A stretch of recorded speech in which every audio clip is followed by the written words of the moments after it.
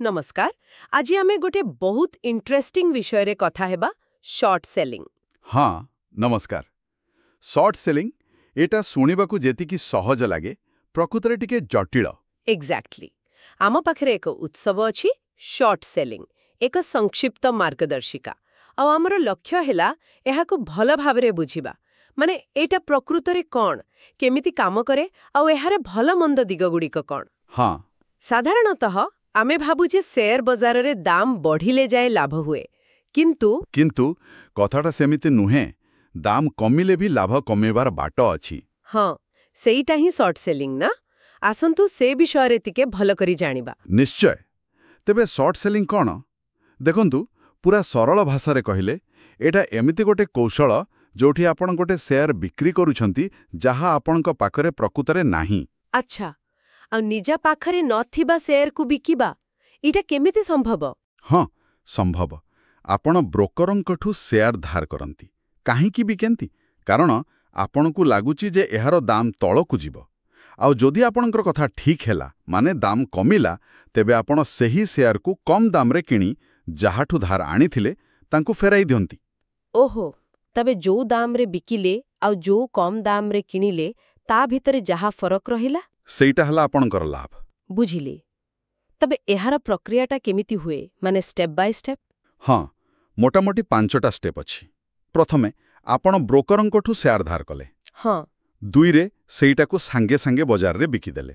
3 रे अपेक्षा कले दाम कमिबा जाए। अच्छा 4 रे जेतेबेले दाम कमी गला सेतिकी संख्यक शेयर पुणी कम दाम रे किनिले आ शेषरे 5 नंबर स्टेप धार आनीथिबा शेयर को ब्रोकरंकू फेराई देले बस। गोटे उदाहरण दे बुझेबे की? निश्चय धरंतु आपण गोटे कंपनी रो 100टा शेयर जहार दाम चलीची 500 टंका ताकू शॉर्ट कले माने धार आनी बिकिदेले आपणको पाखकू आसिला 50,000 टंका। हाँ किछि दिन परे सेई शेयर रो दाम कमिकी 400 टंका हे गला एबे आपण से 100टा शेयर 400 टंका हिसाब रे किनिले खर्च हैला 40,000 टंका।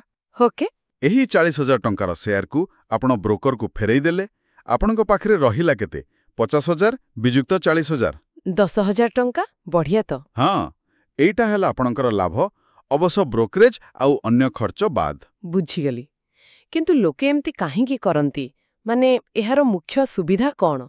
देखंतु सबुटु बड़ कथा हैला जेतेबेले बाजार पडुची बा कोनोसी स्टॉक दाम कमिबो बोली आपणको लागुची सेतेबेले भी लाभ करिवार सुजोग मिलुची। हाँ एटा तो सबुटु बड़ा आकर्षण। निश्चय आउ गोटे कारण हैला जदि कोनोसी स्टॉक रो दाम बहुत बेसी बढ़ी जाईची माने ओवर वैल्यूड लागुची तेबे शॉर्ट सेलिंग करी आपण सेटा उपरे एक प्रकार मत देउछंती जे दाम कमिबा कथा। अच्छा आउ तृतीय कारण जहा बहुत गुरुत्वपूर्ण हेउची हेजिंग। हेजिंग माने निजको सुरक्षा देवा पई एकदम जदि आपणको पाखरे बहुत गोडे स्टॉक अछि लॉन्ग पोजीशन आउ आपणको डर लागुची जे बाजार तळकू जाई पारे तेबे आपण किछि स्टॉक किंबा इंडेक्स को शॉर्ट करी निजर संभाव्य क्षति को कम करी पारिबे। एहा एक प्रकार बीमा भली काम करे। वाह ए तो बहुत कामर जिनिस किंतु जेउठी एते लाभर सुजोग अछि सेठी विपद भी तो निश्चय थिबो। निश्चय आउ शॉर्ट सेलिंग रे विपद बहुत बड़ हेई पारे। सबुठारु बड़ रिस्क कोन जानि छंती कोन? आपण तो भाबिथिले दाम कमिबो जदि उल्टा हैला दाम कमिबा बदल रे बढ़िबा को लागिला। ओहो ताहले तो क्षति हेबो।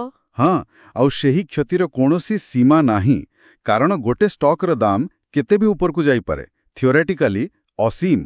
बाप रे एटा तो बहुत डरिबार कथा। हाँ तेणु एहाकू अनलिमिटेड रिस्क कुहा जाए। आपण जेतेबेले स्टॉक किणंती लॉन्ग आपणको सर्वाधिक क्षति होउची आपण जेतिकी टंका लगेई छंती किंतु शॉर्ट सेलिंग रे क्षति असीम हेई पारे।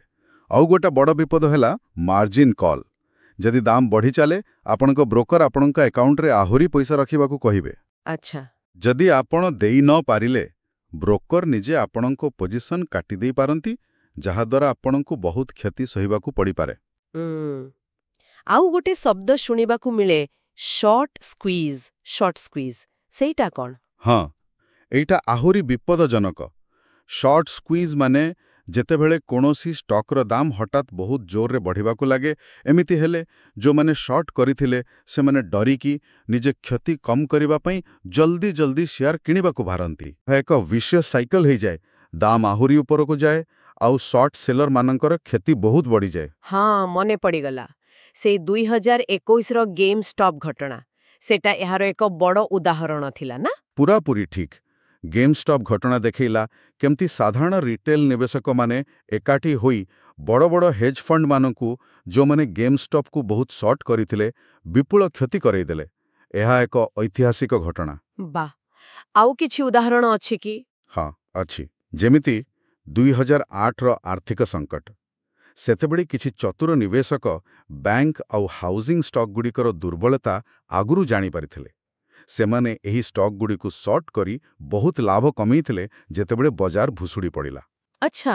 ଆହୁରି ପଛକୁ ଗଲେ ଏନରନ୍ କମ୍ପାନୀ କଥା।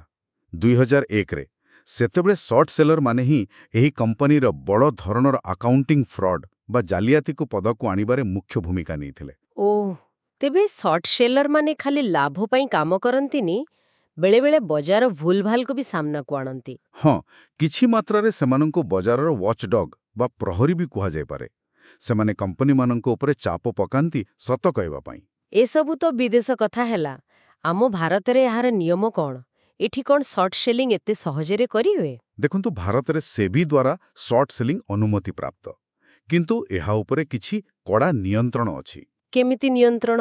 ଯେମିତିକି ବଡ଼ ସଂସ୍ଥାଗତ ନିବେଶକ ମାନେ FIIs, DIIs, ସେମାନଙ୍କୁ ନିଜର ସର୍ଟ ପୋଜିସନ ବିଷୟରେ ସେବିକୁ ଜଣାଇବାକୁ ପଡ଼େ।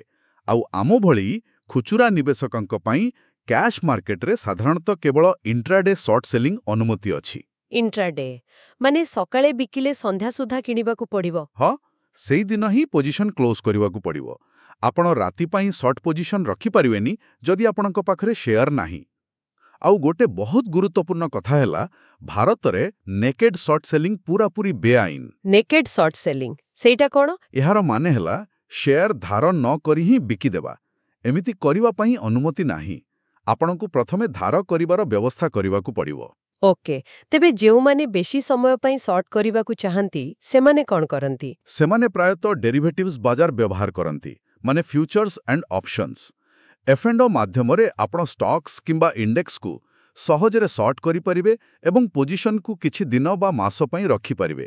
ଆଚ୍ଛା, ବୁଝିଲି। ତେବେ ମୋଟାମୋଟି ଭାବେ ଦେଖିଲେ ସର୍ଟ ସେଲିଂ ସତରେ ଏକ ଜଟିଳ କିନ୍ତୁ ଶକ୍ତିଶାଳୀ ଆର୍ଥିକ ଉପକରଣ ଭଳି। ବଜାର ଯେଉଁ ଦିଗକୁ ବି ଯାଉ, ଏହା ଲାଭ କରିବାର ଏକ ବାଟ ଖୋଲି ଦେଉଛି। ଏକଦମ ଠିକ୍।